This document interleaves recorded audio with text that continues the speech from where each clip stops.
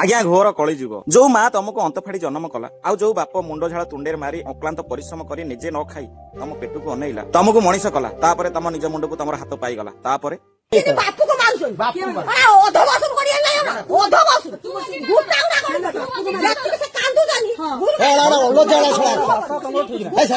ତମେ ବାପୁକୁ ସହ ବାପ ଜନ୍ମ କରିଦିଅ।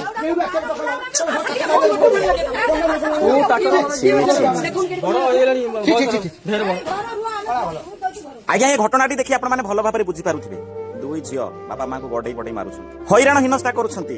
ସେ ଚାହୁଁଛନ୍ତି ବାପା ମା ଘରେ କେମିତି ନ ରୁହନ୍ତୁ, ଏମିତି କିଛି କାମ କରୁଛନ୍ତି।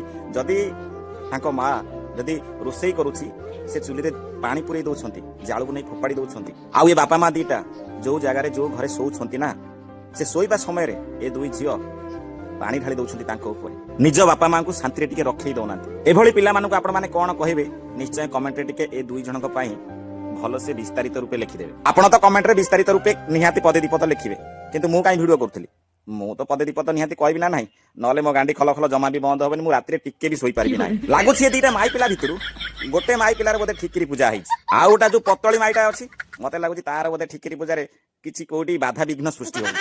ଏପର୍ଯ୍ୟନ୍ତ ବୋଧେ କମ୍ଫର୍ଟ ମିଳିନି। ଆଉ ଦେଖି ଦେଖି ଏ ବଡ ମାଇର ଠିକିରି ପୂଜା ହୋଇଛି ସତ, ମତେ ଲାଗୁଛି ଆ ଠିକିରିରେ କମ ଘିଅ ଢଳା ହେଇଛି। ଲାଗୁଛି ଏ ବଡ ମାଇର ଟିକେ ବେଶୀ ଘିଅ ଦରକାର, ଉଷୁମ ଉଷୁମ।